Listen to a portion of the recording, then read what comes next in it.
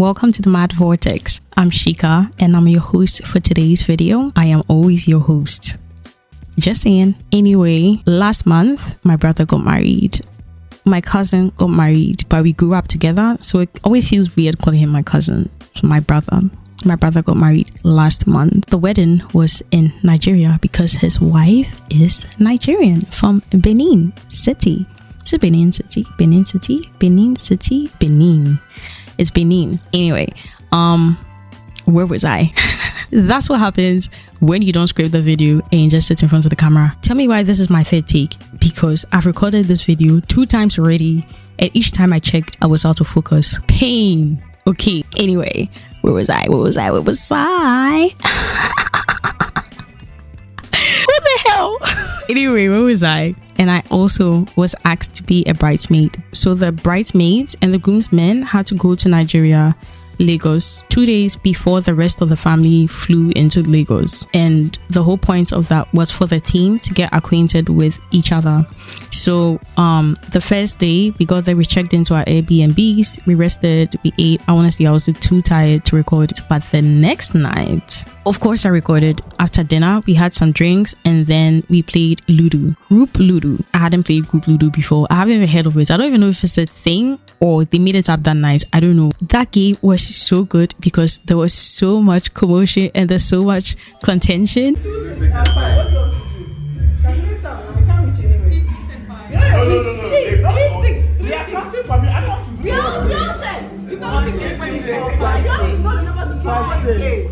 You can't kick anybody. No, let's count again. Let's count again. He wants to do that. That's a bad question. Let this guy think for it. That made the game so fun. Then it was time to make it to Benin City.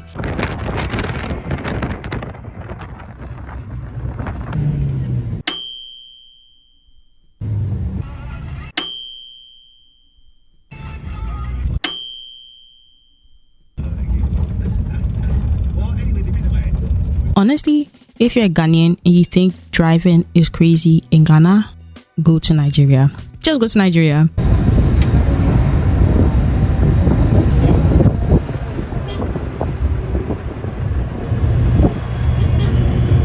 I still think driving in Ghana is crazy, but like it's nothing compared to driving in Nigeria. The experience is not the same. Nigeria is basically Ghana on steroids. We make it to Benin City, we settle in, we rest, and then the next day is the traditional wedding.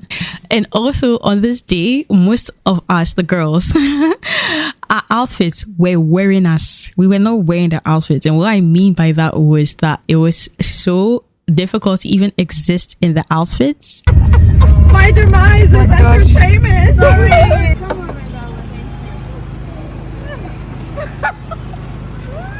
Oh my gosh. Oh, amazing. That was really funny. It was all part of the fun, to be very honest. Then it was time for the ceremony to start. Group of women that did like some cultural dancing. I really enjoyed that bit.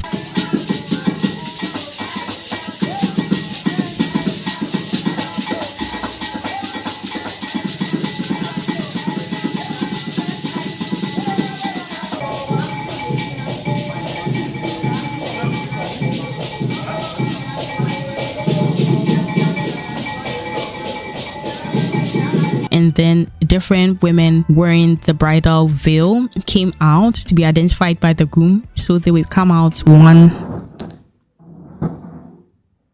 Why me? So they would come out one by one, and then the groom will look at her face and identify if it's her or it isn't her. So he'll say, no, she's not the one. No, she's not the one. This isn't my bride, you know, stuff like that. And then eventually the authentic bride comes out.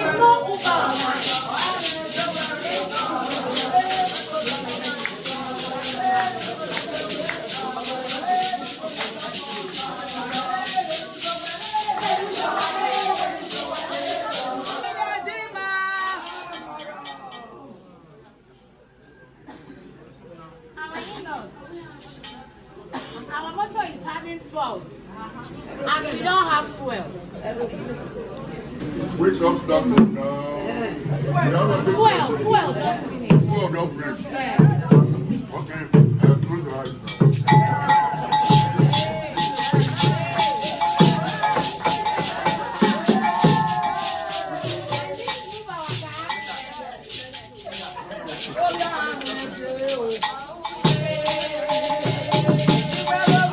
And the groom agrees that that indeed is his bride.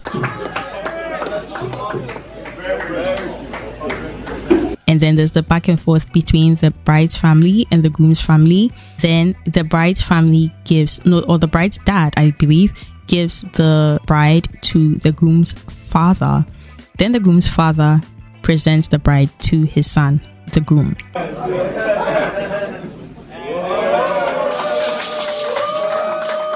Then it's concluded. And then we made our way to the reception. Bridal team got there before the bride and groom. Someone from the camera crew came and told us that he wanted to get a video of us all dancing individually. So the groomsmen went first.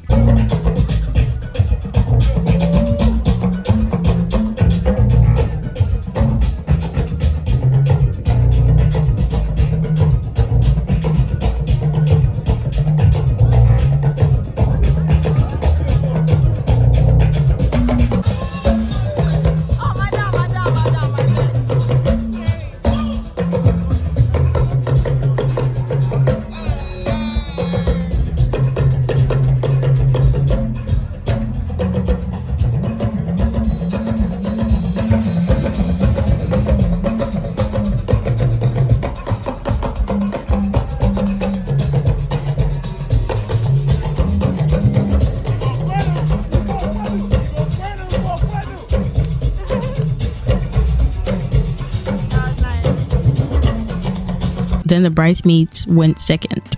To be honest, when it was my turn and I was the first because I am short gang, but I messed it up.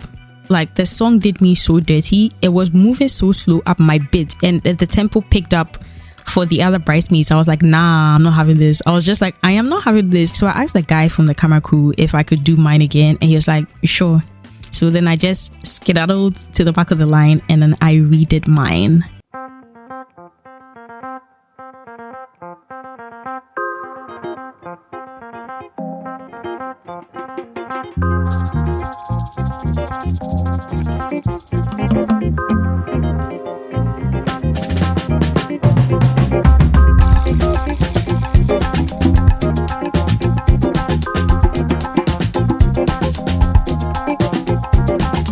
I don't know how to dance, honestly. So then the groom's family comes in, the bride's family comes in, and then the bride and groom also come in. Also, another thing that was so interesting and bizarre to me was I saw women walking around with bundles of money. You know how Nigerians spray money at weddings and other events, I think. So the business is to walk around with a bunch of money, like bundles upon bundles of money with a POS. So in case you want to spray money but you don't have cash on you, you can basically do that POS transaction and then they'll give you the cash equivalent of your money and you can spray some money. I thought that was really interesting, honestly. Then it was time to play some games. So the host came around and picked people at random. And of course I was passed. Like I really tried to avoid this guy's eye contact, but it didn't work. He was like, you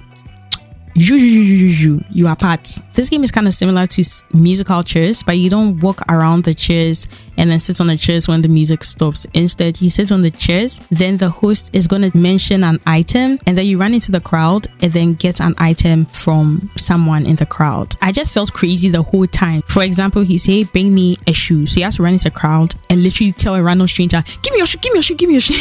Like some crazy person, and then run back to the chair and sit down. So when the last person runs back to his or her chair, there's basically no chair for you because each time we run into the crowd, one chair is removed. So that happens until there's a winner. Then we were down to 2 contestants, one of the groomsmen and myself. And at this point, I'm thinking to myself, how did I even find myself here? But it's basically because my family and my boyfriend were cheating for me. They were just handing me the stuff. Don't tell anyone. Yes, I cheated. They cheated. We all cheated. Say what? I'm so confused.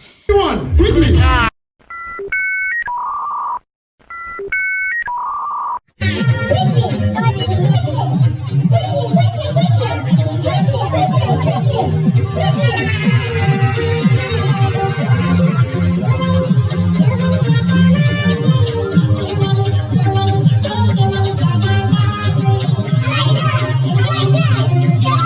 yeah, I lost. And then it was time to party.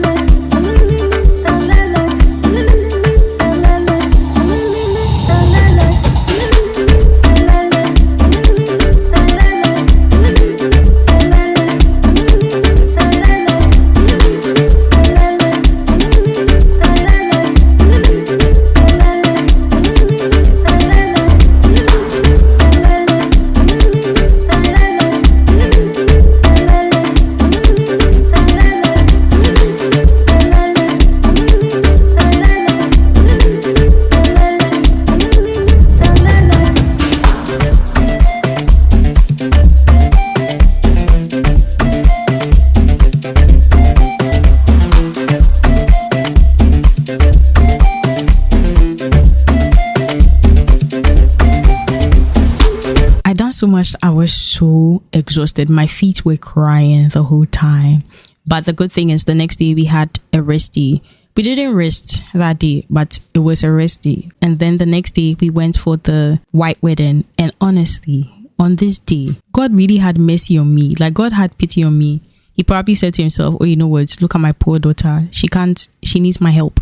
Because that day I had to do my own hair. It was my hair straightener, my hair products, and these hands. I was able to get away with it for the traditional because on the traditional, we all wore gillies. But on this day, there was no gilly to be worn. So I had to do my own hair myself. And honestly, I had to beg God. Honestly, think that God held my hands and curled my hair for me with my hands because I actually did a decent job and there's no way I could have done that thing by myself. I always mess it up. But God was probably like, oh, this is my daughter. If I leave her, she will cast. So he helped. We basically danced. The bride and groom came in. This host, you know how when it's time for the couple's first dance, the host will announce to the crowd, it's time for the couple's first dance, and then the couples dance. They have their first dance. That's it. The end. Period. But no, not this host. The host is like, DJ, play an Indian song for me. And then the DJ plays the Indian song. But before the DJ even plays the song, he tells the bride and groom that the two of you are going to pretend like you're in an Indian movie, do the moves, and walk towards each other, and then meet in the middle and embrace. He wasn't kidding.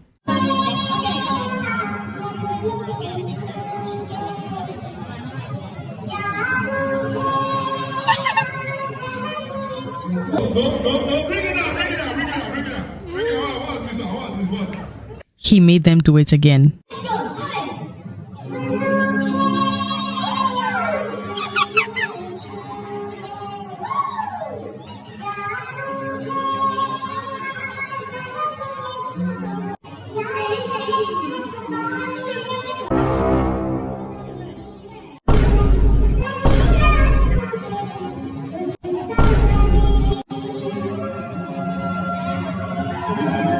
I know Kevin was crying on the inside. I was really dying of laughter. It was so funny. It was also so good. And then they had their actual first dance.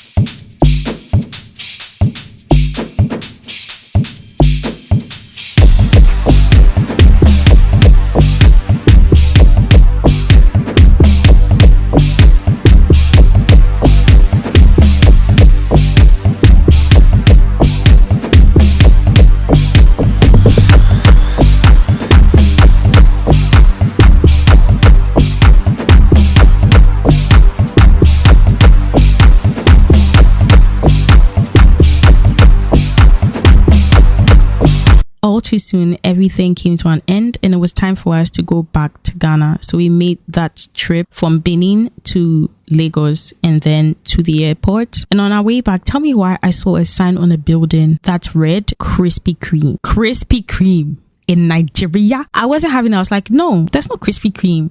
There's no Krispy Kreme in Nigeria. I was a hater and I was in denial. I was a hater in denial. But I googled it and it was looking like Krispy Kreme might actually be in Nigeria. I was like, nah, there's no Krispy Kreme. There's no Krispy Kreme. So anyway, we go to the airport and then we check in. We walk to the waiting area for the departure. Then on our way to the waiting area, lo and behold, a store right in the middle of the way. Krispy Kreme. Krispy Kreme. I'm just like, oh my gosh, I'm so jealous right now. But at the same time, let's buy some. So then I bought some. In fact, I used the rest of my Naira because I didn't want to take the rest of the Naira back to Ghana. So I used the rest of my Naira to buy donuts and then I shared it with my family. And then all too soon, it was time to board a plane and we made it back to Ghana. And that's it. I hope you enjoyed this vlog and until next time,